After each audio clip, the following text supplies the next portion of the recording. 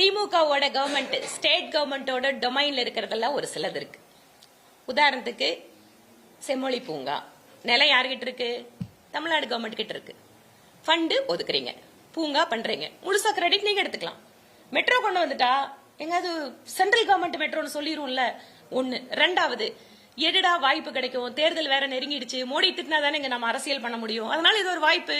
அதான் அரசியல்.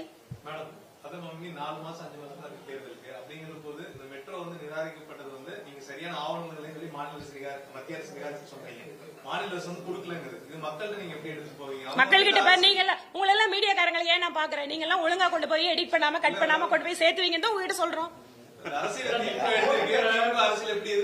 எதிர்கொள்ளும். இன்னும் வரக்கூடிய காலத்துல இந்த மெட்ரோ ரயில்ல இரட்டை வேடம் போடும் திமுக அரசை அவங்களோட இந்த வேஷத்தை மக்களிடம் கொண்டு செல்கின்ற வகையிலே எங்களுடைய தேசிய ஜனநாயக கூட்டணியில் இருக்கின்ற அத்தனை கட்சிகளும் இணைந்து பல்வேறு அரசியல் நகர்வுகளை முன்னெடுக்க இருக்கிறோம்.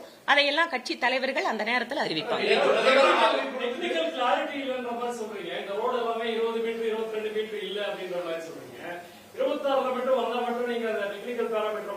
டெஃபினட்டா நாங்க வந்து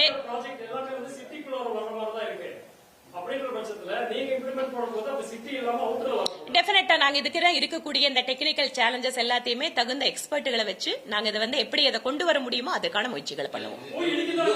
இல்ல இடிக்கிறோமா, எவ்வளவு இடிக்கிறோம், இல்ல எவ்வளவு குறைச்சு மக்களுக்கு வந்து இல்லீங்க. முதல்ல ஃபர்ஸ்ட் வந்து எங்களுக்கான அந்த வாய்ப்பு வரட்டும். எந்த அளவுக்கு பெருமளவு மக்களுக்கு பாதிப்பில்லாமல் இந்த திட்டத்தை நிறைவேற்ற முடியுமோ அதை நாங்க எடுத்துக்குவோம். ஏன்னா எங்க கிட்ட நிறைவேற்றணுங்கிற ஒரு எண்ணம் இருக்கு, லட்சியம் இருக்கு, அதுல உண்மைத்தன்மை இருக்கு. இந்த மக்களுக்கு செஞ்சாகணும் அப்படிங்கிற அந்த பொறுப்புணர்வோட நான் சொல்றேன். என்னென்னவெல்லாம் வாய்ப்புகள் இருக்கோ, எந்த அளவுக்கு இந்த திட்டத்தை நம்ம வாங்கிட்டு வர முடியுமோ அதுக்கு தகுந்த மாதிரி நாங்க இதை எடுத்துட்டு வருவோம்.